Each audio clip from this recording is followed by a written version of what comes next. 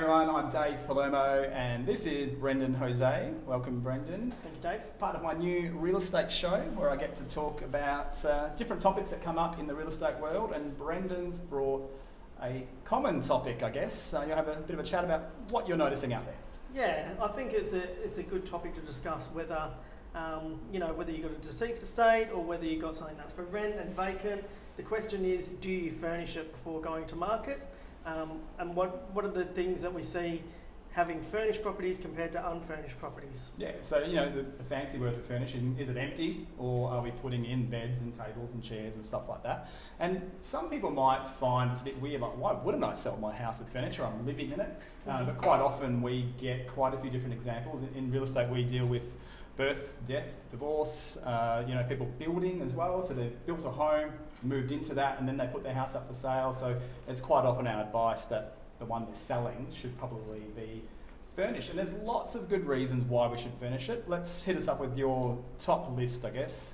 Well, I think the number one reason why you should furnish it, potentially, is because when buyers come through, it's good for them to have a first impression of where everything fits, how it fits, where's the dining table going to go, where's the lounge going to go, is there room for the kids to play, does this bedroom have room for a queen bed, a double bed, a single bed? There's lots of things that run through buyers' minds when they come through property. Sure does. And that first impression is not like the old days, I guess, when I first started real estate, or I haven't been around that long, but it's not the home open that's the first impression, it's online.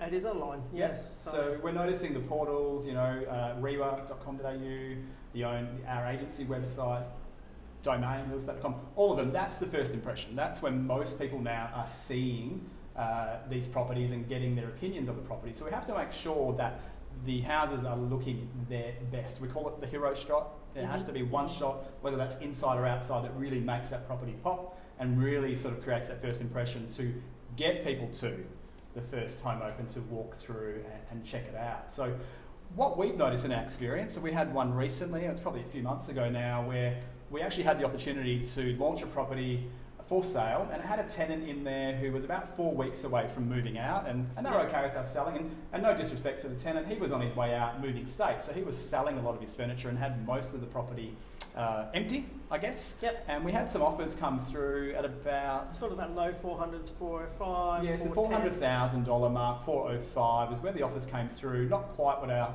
owner was expecting. So what then happened was they did. The tenant actually vacated, and they decided to take the opportunity to have the property staged and have some furniture go in and make it a bit more homely, give it a bit more soul. Not that it lacked soul, but just the tenant's furniture versus actual stage furniture was a bit of a point of difference, and it ended up driving the end price up as well. Yeah, so I think we noticed on that one the pricing of the offer, it actually sold for around $445, so potentially $40,000 difference on that particular sale, and that's a great case study to sort of say, well, hang on, the selling period was only 6 weeks apart, so the market hadn't changed that dramatically in 6 weeks. In fact, I think interest rates had gone up halfway between that point, so you could sort of have a case of saying it should have gone down, but the pricing went up strongly, the competition amongst buyers went up. So we did see a huge difference of people being able to sell their property for more. But I guess for me, stage furniture, and if anyone's gone shopping with me, I'm hopeless. Like I can't visualise stuff, so for me to look at an empty bedroom or perhaps even an empty lounge, open plan area, I can't visualise what goes in there. And I'm very big on, let's just move the couch there to figure out if that works, And Brendan should know in our office, I think this table's been moved about 6 different locations in this office before we figure out where it goes. But I find that having the furniture really helps buyers figure out the floor plan and whether that bedroom that might be for the toddler now can actually be used for the teenager later on in life. And that's sort of what we are noticing a lot. And it's not just us. We've got Cindy and Alistair from Perth Property Styling Company, who are part of the agency. They are sales agents, but they also do a lot of staging. They could tell us time and time again these stories of people getting more money and selling things quicker. Anything else that you want to talk about with stage furniture? I think just coming back to that, Dave, as well, with the buyers, when you have a property staged versus it being vacant, it also creates a bit of emotional attachment, because people can see it and they go, I can actually see myself living here, this furniture's great, like look at the way it's styled, it's set up really, really nicely. So that's where furniture comes into play as well. Yeah, definitely. I think I was telling you a story a couple of weeks ago. Brad, who's a real estate agent, works in the inner city area, not part of the agency, but we still like him anyhow. And he was telling me that he's noticing that since they've been staging properties, they are getting a lot more people come to them because their properties look in a certain way. So not only is he picking up sellers that want to use them because their properties all look very similar and look great, they're actually getting that from buyers. So they're actually attracting their own audience of buyers who are specifically coming to them because they know their properties look great.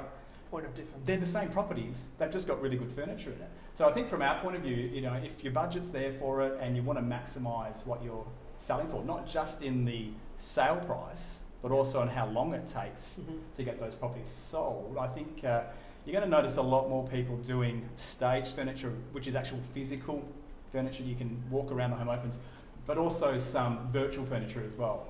And you've had a bit of experience on virtual furniture with some of your properties. Yeah, you can do virtual furniture. It is obviously a bit cheaper for the vendor to do that. It just doesn't have that physical presence when people come to the property. It's only online. Yeah, so basically we take an empty room and we add furniture into those photos in a digital format or a virtual format. You know, it's not real. So that creates a great first impression, but doesn't quite translate to when people come to the home open because they don't see the furniture. So then we rely on a brochure that they might have to say, well, that's what the room used to look like. So we could talk about real estate forever. Thank you for being part of the show. Thanks, David. If you have any topics you want to talk about in this show, please leave it in the comments on Facebook or Instagram or wherever you're reading this. See you in the next episode.